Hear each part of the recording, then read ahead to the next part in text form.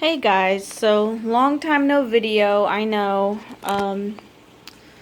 I kept thinking I was gonna make an update for you guys and I just kept forgetting. Been insanely busy the last couple weeks. Had my mom in town last week for Mother's Day and just really didn't have a chance to do any quick updates.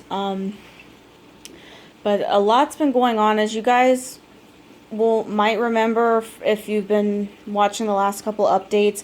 Had a really nasty velvet infection sweep through my fish room. Started out, a couple fish came back from the show, they had velvet, which I didn't think anything of because they had driven in my car. I was thinking maybe I had the air conditioning on too low or something. They got cold and got stressed, and that's what usually causes a velvet infection. So I treated those fish, and I thought nothing of it, but like a couple days later, I got another one that got sick. And this has been continuing on for about a month now. I would have one or two get sick, I would treat them, and then almost as soon as the treatment was done on them, another one or two would get sick. And this strain that I had going on, it was really nasty. It was not responding to salt. It was not responding to ICX or any of those medications that are basically malachite green. And it was barely even reacting to copper. I had to dose a really high dose of cupramine to treat the fish that got sick. And I actually ended up losing several fish, which is never good, but this velvet would come on so fast. Literally, it would come on overnight and the fish would just be covered with it. And by that point, they're already super stressed, and then you add into that very, very heavy medication, and the survival rate was like, I think 75%. So 1 in 4 of the fish that I treated ended up dying from the velvet. Luckily, I didn't get that many cases. I think all in all, I got about 12 or 13 cases. I lost about 4 fish, which might not sound like a lot, but to me it's a lot. I don't like to lose a single fish, especially with a treatable disease like that, but whatever this strain was and however it got into my fish room, it was a humdinger. It was really nasty. And basically what I had to do is completely shut down my fish room. I wasn't shipping anything out. I did bring in a couple fish during this time, but it's only because I would go a couple days, not see any velvet, think it was over, and I would, go buy a fish or have a fish shipped that I had bought previously, and then another case would show up. But for the most part, I haven't been bringing in any fish, and definitely no fish have left my fish room. And I had to quarantine the entire room, so not only did my jars get treated, my other tanks got treated. Basically every tank I own got treated as if it had velvet in it. Because you hear a lot that velvet can jump from tank to tank, and I haven't had time to sit and actually research this to see if it truly can be airborne, or if it's more that it can travel through water droplets, on your hand or something like that. But I do know it's very contagious. And this strain especially was contagious. It was jumping around. I might have a fish on this shelf get sick, and the next fish that got sick would be all the way down here. And there was no rhyme or reason to it. It was very frustrating. It was very disheartening. Most days I didn't even want to be down here because I just did not want to come down here and see another fish sick. Because I was doing everything I could to treat it, and it was not responding. Finally, what I did, and I made a video about this, and my phone did some kind of update thing, and the video got deleted. I don't know what happened. But, like I said, I treated all my tanks, They got Ick-X, and then any of the fish that were actually showing signs of velvet got cupramine mixed with Ick-X. That's how nasty this infection was. It took cupramine mixed with Ick-X, which you should never do. Please do not try that, because I think I'm just lucky that I didn't kill all the fish that I did that with. But I treated all the tanks.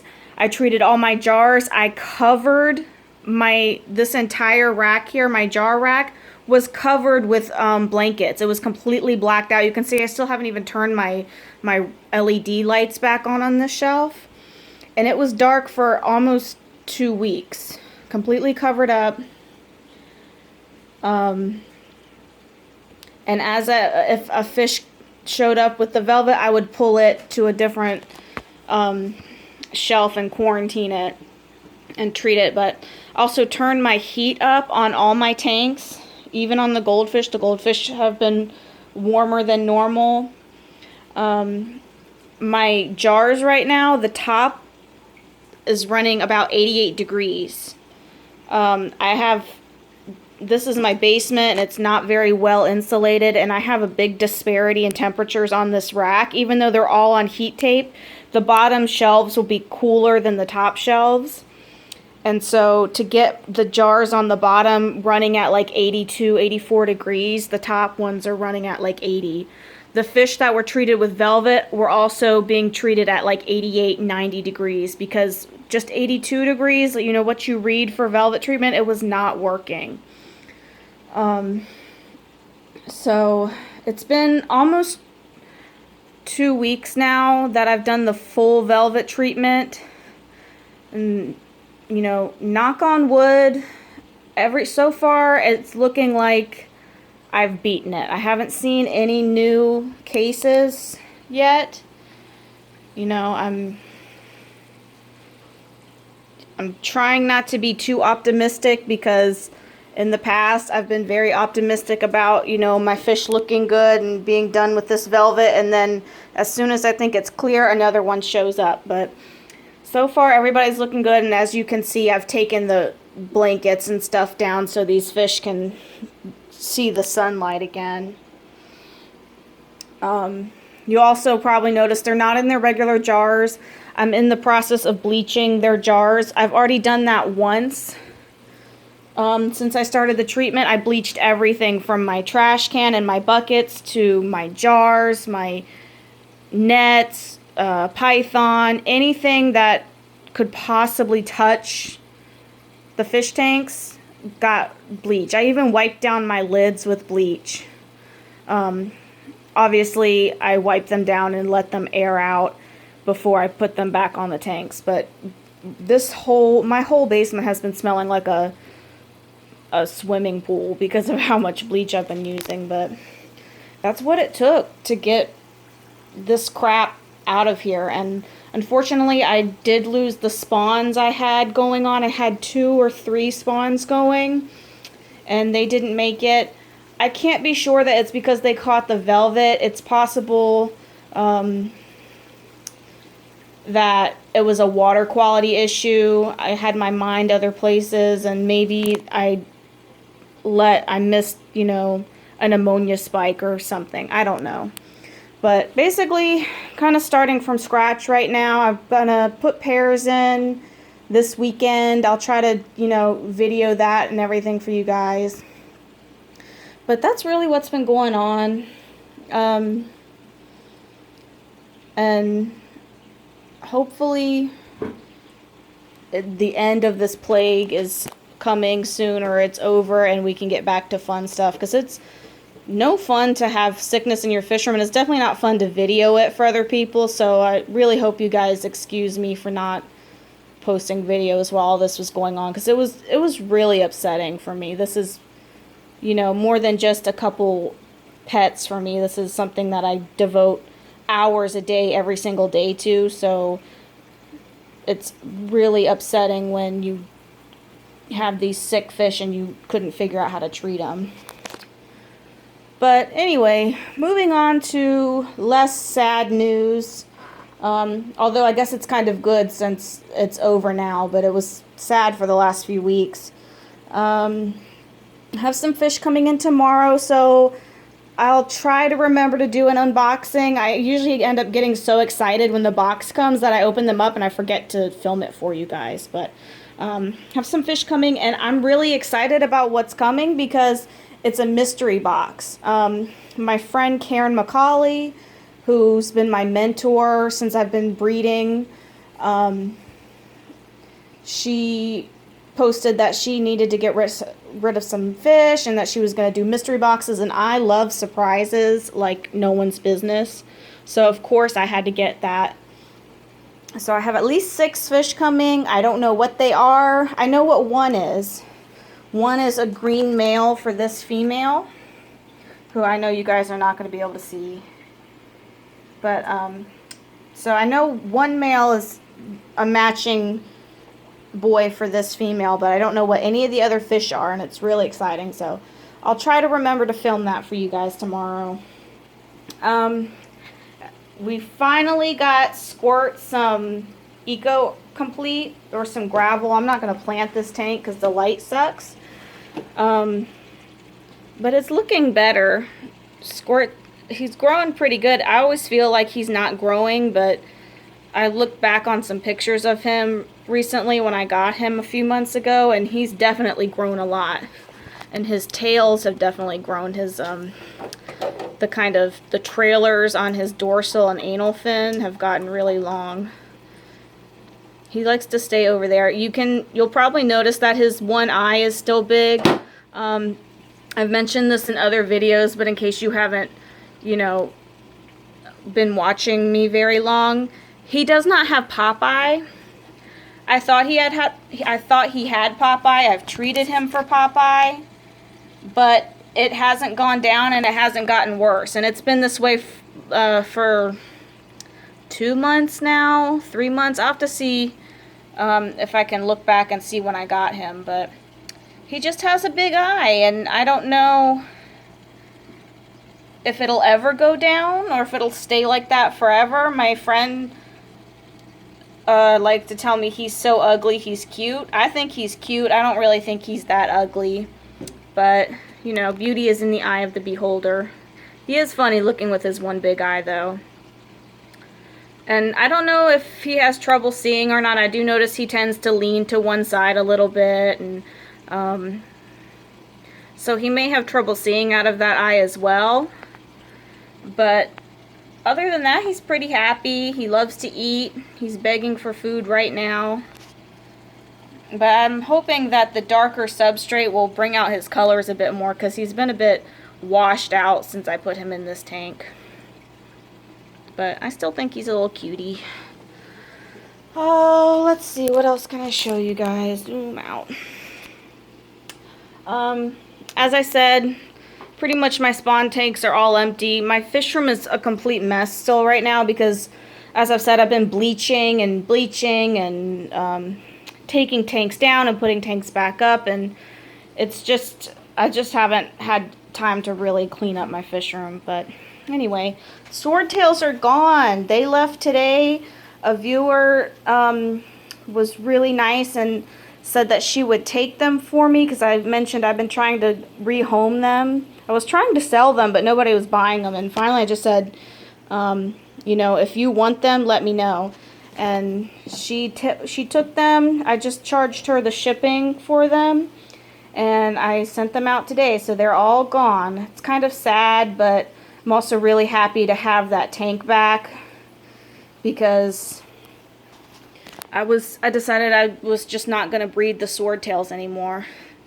You may remember from the past that this tank had a ton of guppy grass in it, and the meds kind of killed all that, which is really sad. But I'm hoping this little bit that survived will continue to grow and thrive, and I'll be able to fill this back up again. I do have some guppy grass in my other tanks that I'll probably move over here.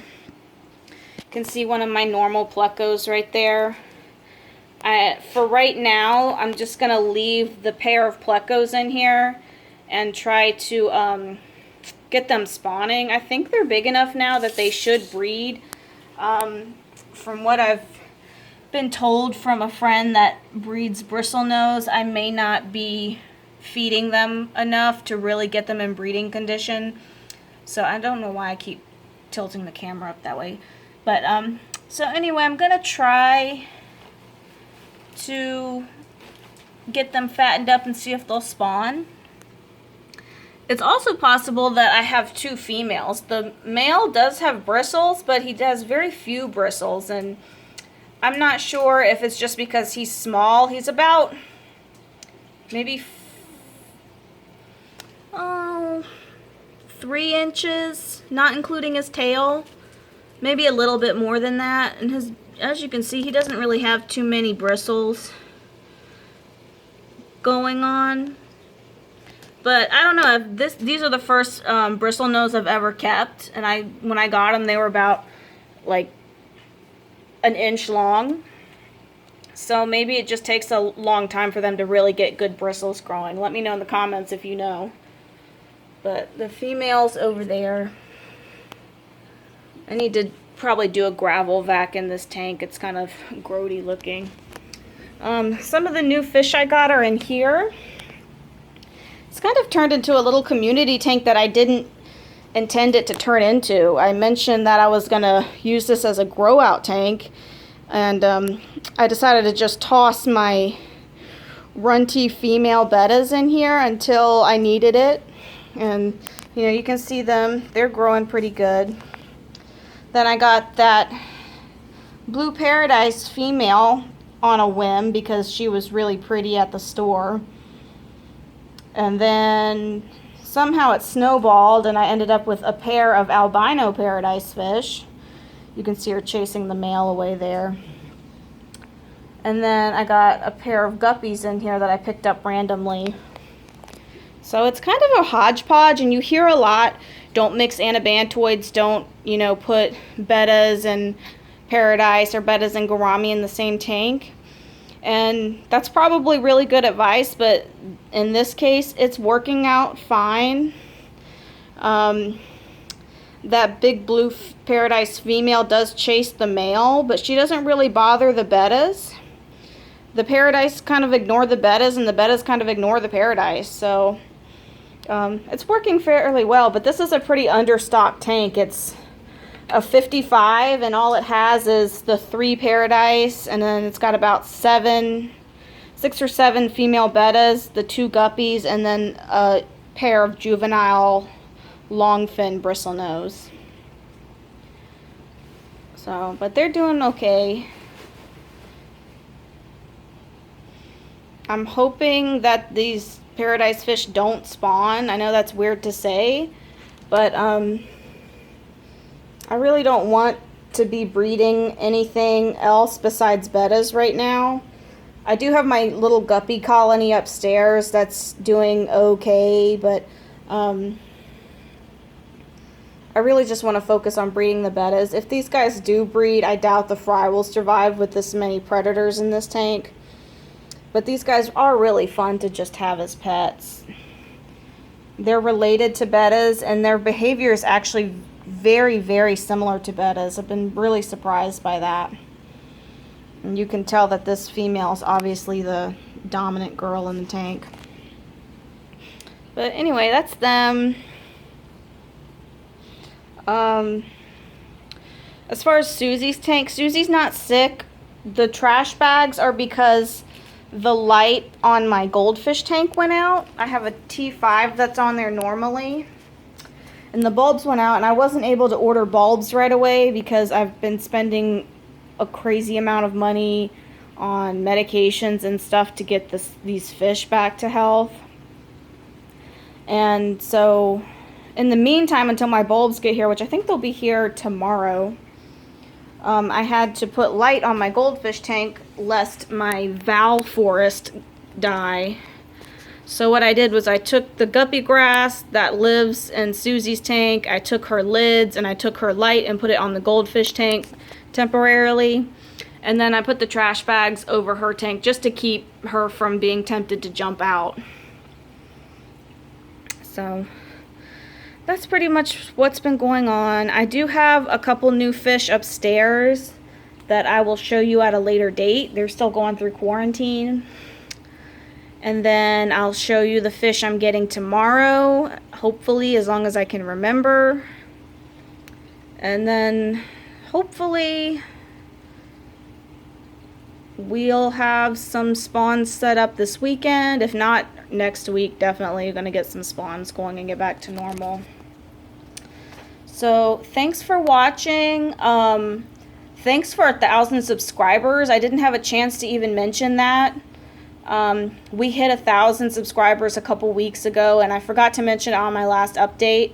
And I was going to do a special video for that, but again, all the stuff that's been going on, I just haven't been in the kind of YouTubing mood. But it's really awesome, and I still can't believe it. I pretty much only thought I'd ever have, like, 5, have my mom and like 2 people. So it's really cool that you guys like the videos, and I'll try to make more and keep this up.